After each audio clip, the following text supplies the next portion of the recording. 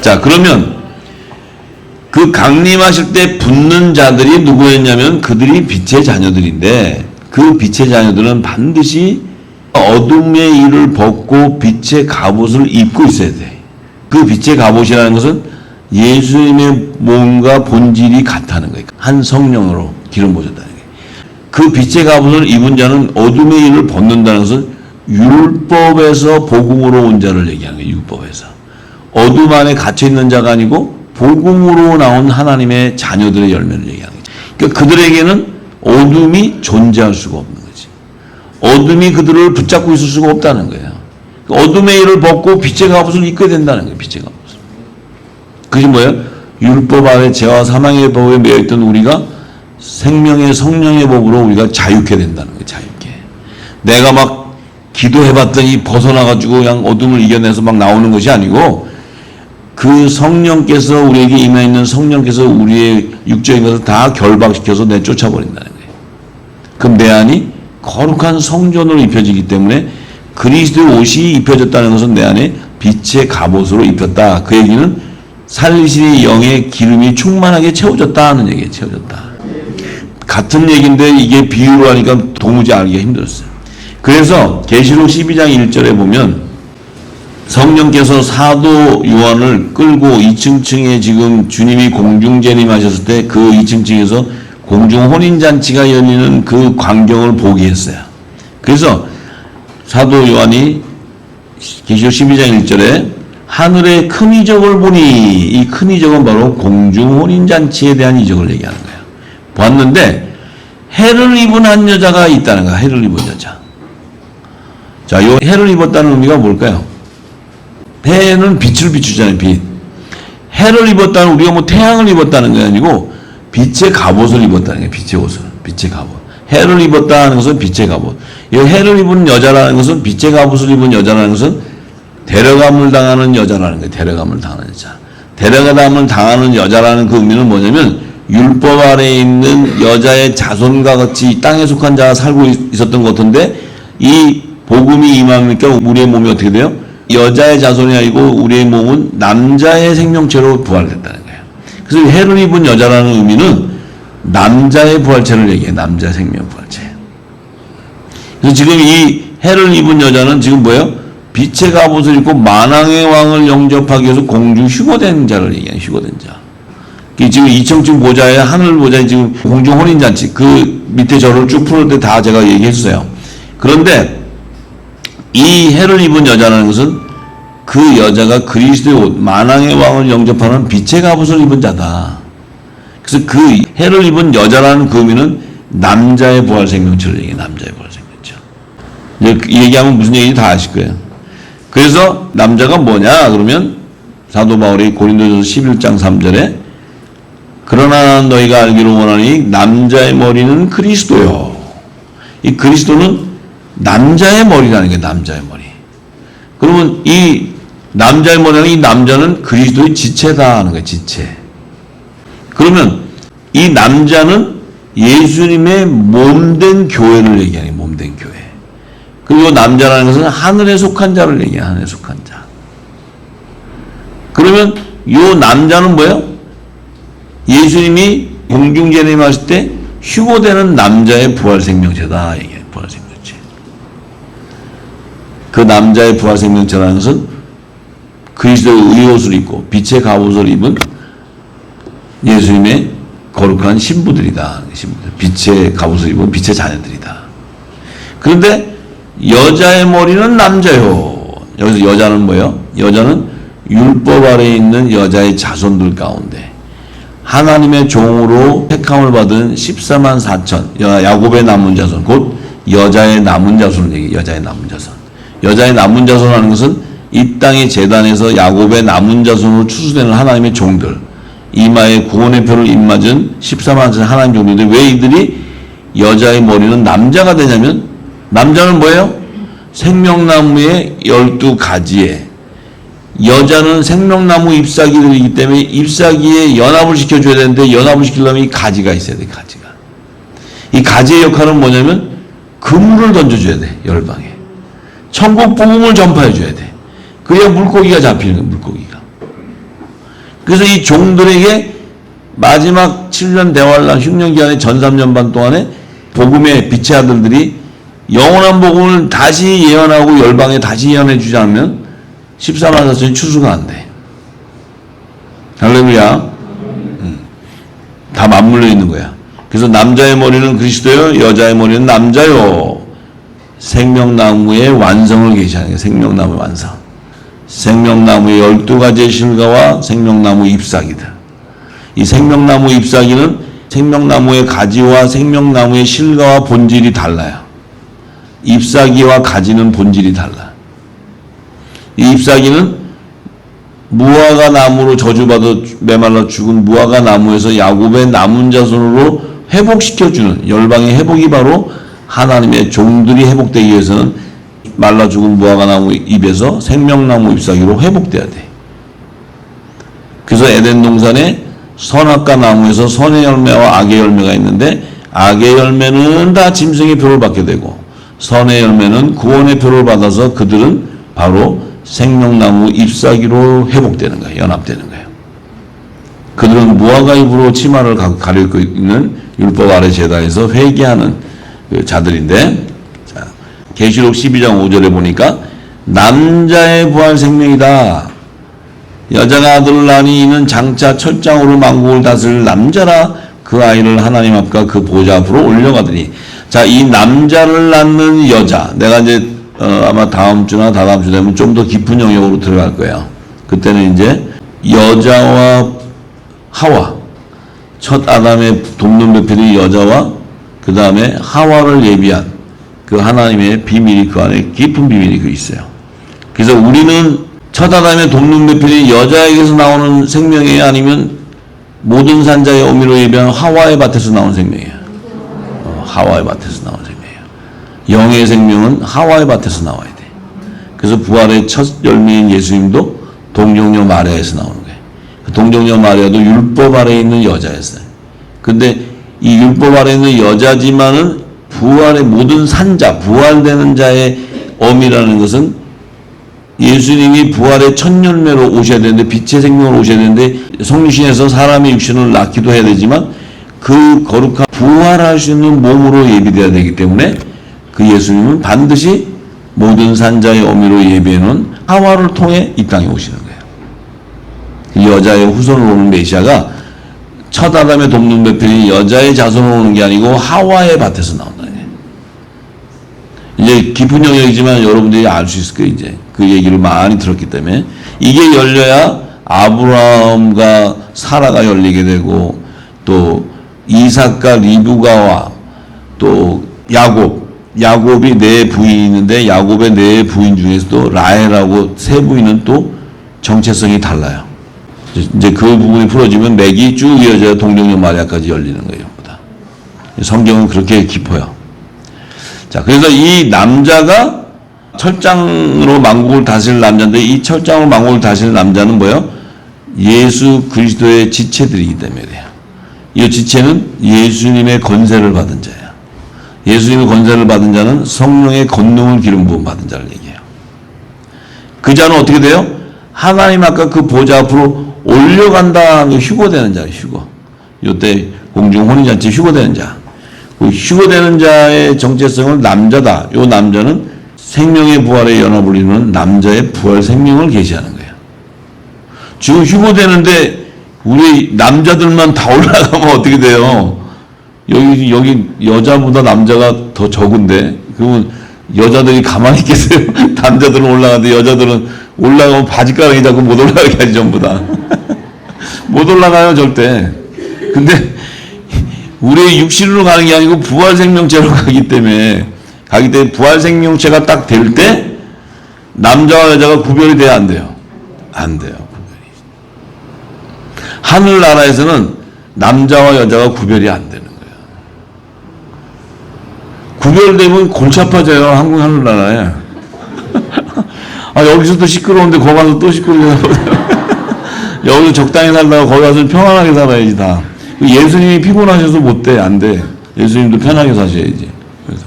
그러니까 하늘 보좌에서의 남자와 여자의 개념은 하나님의 자녀와 종들에 대한 신분을 나타내는 거지, 남자와 여자가 그 하늘나라에서 시집가고 장가가는 게 아니거든요.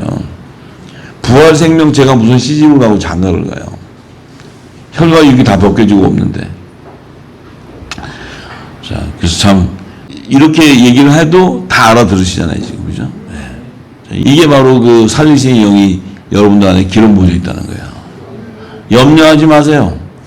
그 기름이 안 부어지면 절대 앉아서 들을 수 없어요. 머리 깨져요. 나와가지고 생각하다 깨져서 떨어져 나가요, 다. 그 다음 여기 2단이라 그래요. 2단 전부 2단, 3단. 네. 여러분은 여기서 2단, 3단 소리 들어야지 부활 생명 돼요. 땅에 속한 자들이 말할 때, 아유, 우리랑 본질이 같아. 이러고 있으면, 여기, 나는 내가 도망갈 거야, 내가. 여기 다 본질이 같다고, 아유, 우리랑 거의 같은 급들이네. 있으면, 저는 그냥 도망가 버릴 거예요. 여기 안 있을 거예요. 그러니까, 이 기름이 부어지면 열매가 다 드러나 버리는 거예요, 전부 다. 자, 그런데 이제, 어둠을 밤이라고 칭하신 이유가 뭐냐?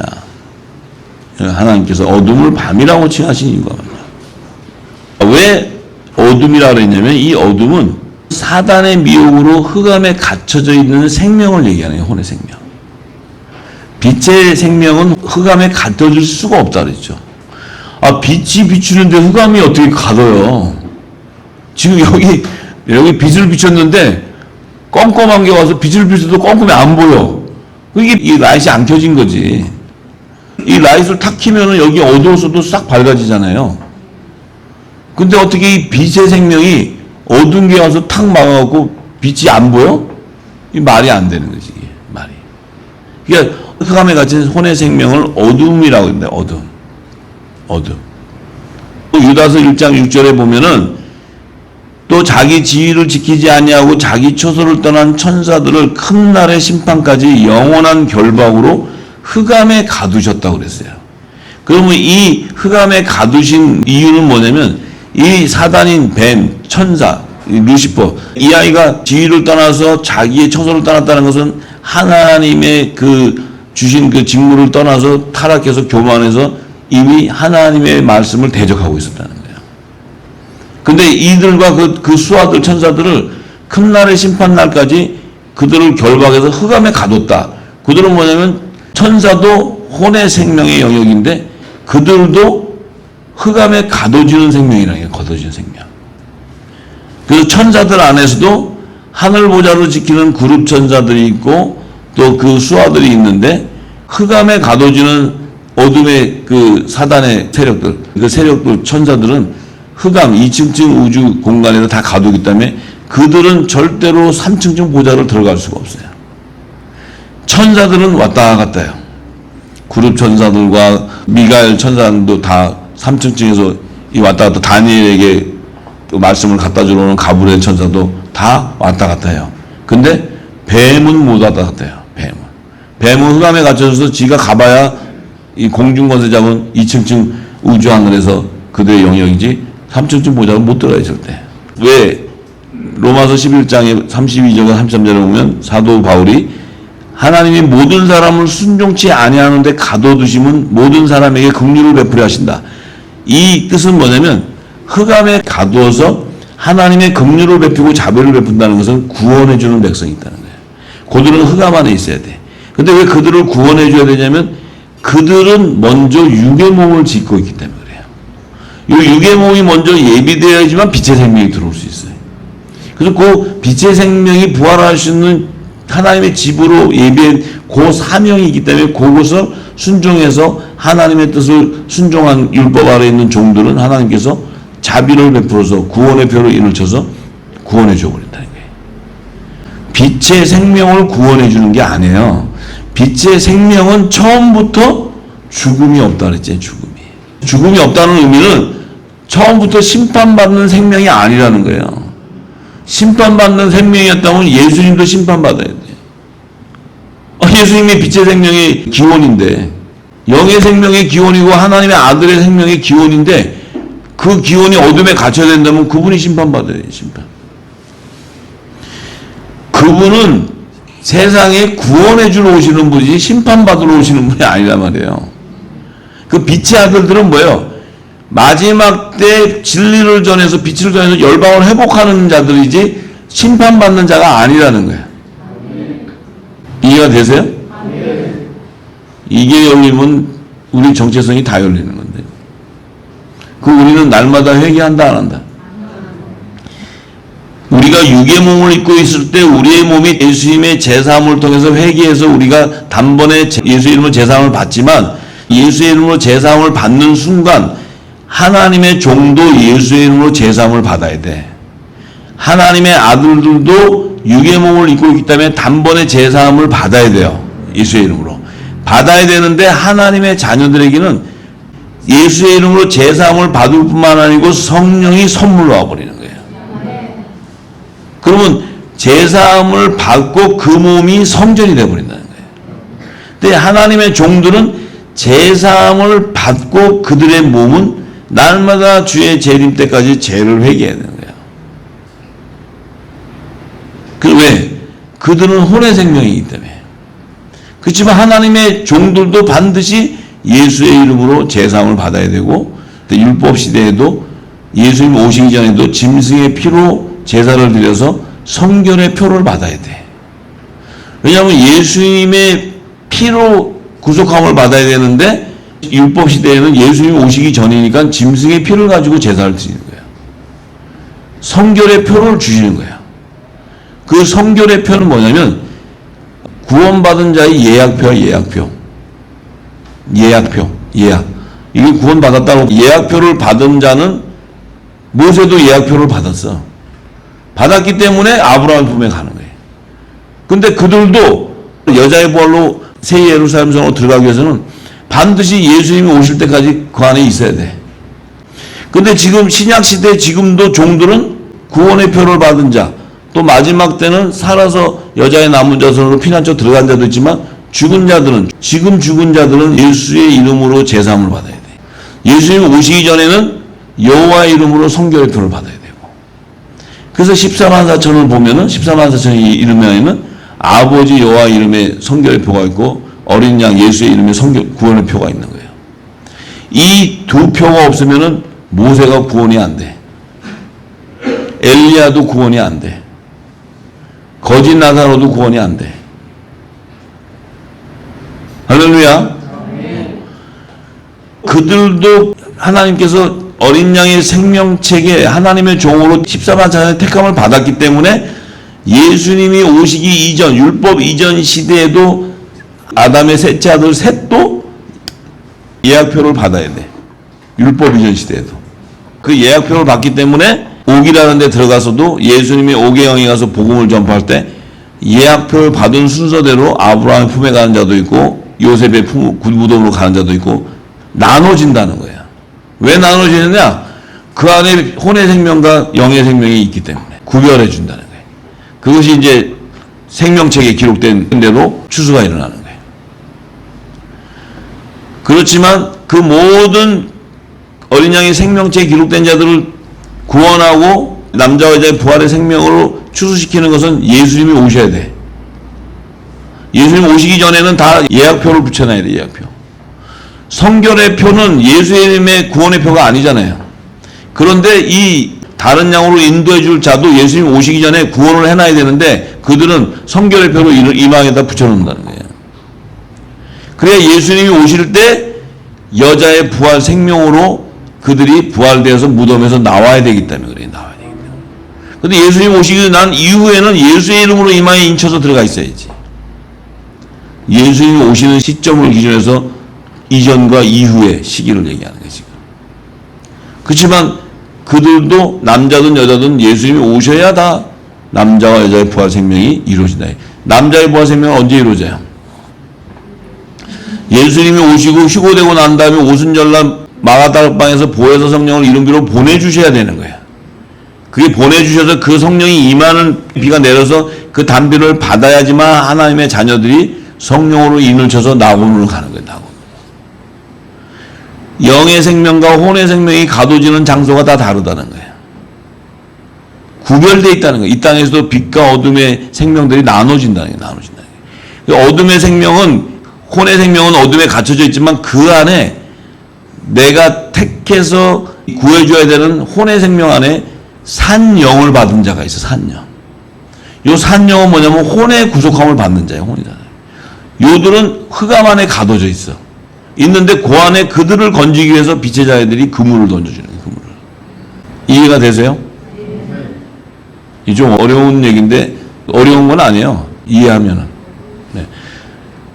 빛의 생명과 어둠의 생명은 처음부터 본질이 달라요.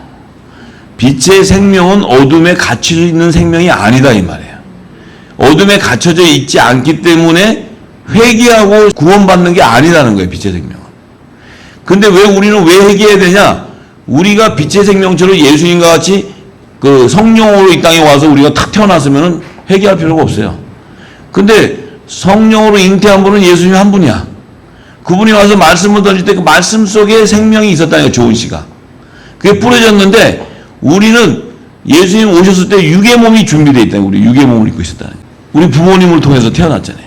육의 몸이 예비되어 있어. 그래서 나는 정체성을 몰랐는데 예수님이 조은 씨 말씀을 뿌렸는데 그 말씀이 내게 생명이 돼 들어와 버렸어요. 들어오는 순간 내가 하나님의 자녀로서 영의 생명이었구나. 근데 내 육신을 입고 있기 때문에 그리스도의 할례가 임해야 돼. 예수의 이름으로 내 육신의 몸에 죄가 사함을 받아야 돼. 사함을 받고 나면 성령이 인을 쳐서 성령이 우리 안에 거룩한 성전으로 그리스도 옷을 입혀주는 거야. 빛의 갑옷을. 빛의 갑옷을 입혀주니까 어떻게 돼? 우리가 예수님과 같은 후사가 돼버리는 거예요. 예수님과 동일한 하나님의 자녀가 돼버려요. 하나님의 아들의 영을 같이 받았기 때문에 본질이 같다는 게 본질이. 그래서 예수님은 처음부터 영으로 임하셨고 우리는 육으로 예비되어 있었는데 그 육에 생명의 말씀이 들어왔던 거고 들어옴으로써 내 몸이 성육신이 돼버리는 거고 예수님의 몸과 같이 거룩해져 버린 거고 그렇기 때문에 예수님과 몸이 연합을 이룰 수 있는 거예요. 할렐루야. 그러면 우리가 영의 생명이라면 반드시 우리에게 사명이 있다는 거예요. 사명. 의의 직분자로서의 사명이 있다는 거예요. 그 사명이 영의 생명이라는 결정체예요. 결정체. 특히 마지막 때 노아에게 은혜를 입었던 그 사명자라면 반드시 우리를 통해서 방주와 식물이 공급되는 루트를 열어줘요. 그것이 열리는 자야지만 요셉의 단이라는 거예요. 요셉의 단. 우리가 뭐 베드로 형님도 그렇고 바울 형님도 그렇고 뭐 다 복음반 전하고 가셨지 뭐 무슨 방주를 예배하셨나요? 그러면 그분들은 이른비의 성령의 역사고 말씀을 심는 자였고 마지막 때는 거두는 자의 사명이에요. 근데 거두는 자는 뭘 거두냐면 방주를 예배해놔야 거둔다는 거예요. 노아가 방주가 물심판이 임하기 바로 직전인데 하나님이 노아한테 주신 게 방주 예배하라고 줬어요. 그럼 노아가 방주를 예배 안 하게 되면 어떻게 8가족이 구원이 아니란다. 마지막 때 이 빛의 생명이고 영의 생명이고 우리가 이것을 깨닫고 온전히 열매가 맺으면 아유 할렐루야 너무 기쁘다. 길게 부어지니까 할렐루야 하고 그냥 좋다. 이것은 영의 생명이 아니에요. 마지막 때에 은혜를 입은 영의 생명이다 그러면 반드시 사명이 함께 임하는 거예요. 그 사명을 노아는 준수해요. 요셉은 그 사명을 준수해요. 왜요? 만민의 생명을 구원하기 위해서. 노아 내 집을 구원하기 위해서. 이 마지막 때의 사명자로 은혜 부음받은 우리는 할렐루야 기쁨을 낳고 정말 기쁨 안에서 평강이 임하고 말씀이 깨어지고 하늘의 비밀이 열리고 마지막 때 사명이 깨달아지면 우리를 통해 하나님께서 방주를 예비하는 식양이 우리에게 알려주게 되고 방주를 예비하는 길을 예비하게 되고 세상에 움직이는 불을 움직여서 방주를 예비하게 하신다 이 말이에요. 식물을 공급하게 하신다 이 말이에요. 왜? 그 자는 하나님의 뜻을 알기 때문에 사명을 알기 때문에 그 물질이 움직이는데 물질에 현혹돼서 빠질 자가 아니라는 거예요. 노아나 요셉이 그 엄청난 큰 하나님 사명일 때 엄청난 부의 이동이 일어났는데 노아나 요셉이 그 물질에 허덕였어요? 노아나 요셉은 물질에 무너진 자가 아니에요. 하나님의 뜻을 이룬 자지. 하나님의 뜻을. 할렐루야. 그래서 이 마지막 때 사명자는 외식하고 거짓으로 있다고 해서 그 사명자가 되는 게 아니에요. 때에 따라 다 다르지만 완전하게 하나님께서 사용할 자는 다 씻어내요. 전부. 성령께서 우리의 몸을 다 씻어내고 다 깨닫게 하고 그 기름 부음이 들어가서 그것만이 내 안에 생명을 걸고 그 사명이 보이게 돼 있어요. 그리고 때가 그렇게 많지 않아요. 시간이 그 이어가는 시간이 정해져 있는데 그 시간에 딴 것도 가봤다가 이것도 가봤다가 해서 나중에 아 저거 하라는 거구나 그러고 가는 게 아니고 이제는 시간이 없어. 저도 훈련 받기 전에 25년 동안 여긴가비요 저긴가비요 수도 없이 왔다 갔다 했는데 이제 만약에 그렇게 가게 되면 하나님이 저를 쓸 수가 없어요. 그러니까 그 훈련을 다 받고 나니까 이제는 직코스로 가는 게 직코스. 갈 때 내 뜻으로 가는 것이 아니고 성령의 인도함 따라 순종해 가는 거예요. 그랬을 때 만민의 생명을 구원하는 역사가 일어난다는 거예요. 그것이 열방을 회복하는 거예요. 할렐루야. 네, 오늘 여기까지 하겠습니다. 영광의 말씀드립니다. 박수 치시면서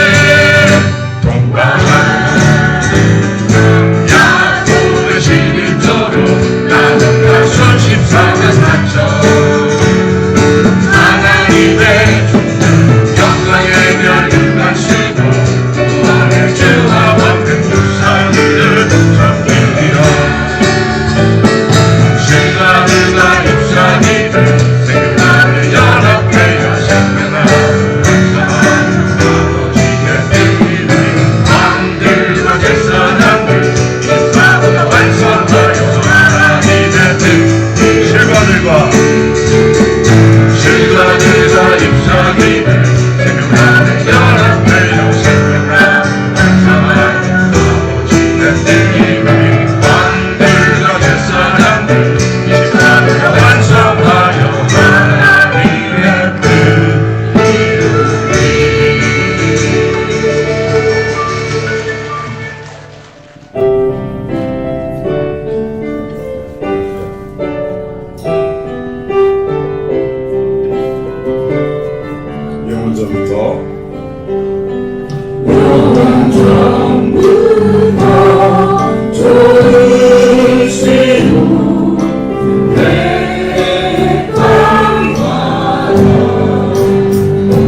말씀이신 예수님과 함께 있던 고대롭고 존귀한 하늘에 속한 자 약속된 성령을 보아 생명의 말씀이 거하여 주님의 빛을 세상에 전하니 거룩한 성전에 빛의 하늘이 우사 예수님과 함께 부활 생명이 되어 아버지께 돌아가서 우리나라 원성의 주택과를 정죄하는 하나님 만의 합함을 지혜 정령이신 오랑과 재래 계신 지식과 영광을 경배하신 오호대로 판단하지 않는다 안전의 신이 하루사 인생 자녀라 완전하리라 하늘을 만들고 신을 저장한 노아와 세탄을 준비하고 양식을 저축한 요셉처럼 광야를 돌아가지 좋은 가치를 양육하고 환란을 피할 수 있는 피난처 예비하고 영원한 고유로 영대양식 식물로 유대양식 공급하여 너와 내 슬픔 완화했다 이것이 택하며의 축복이죠.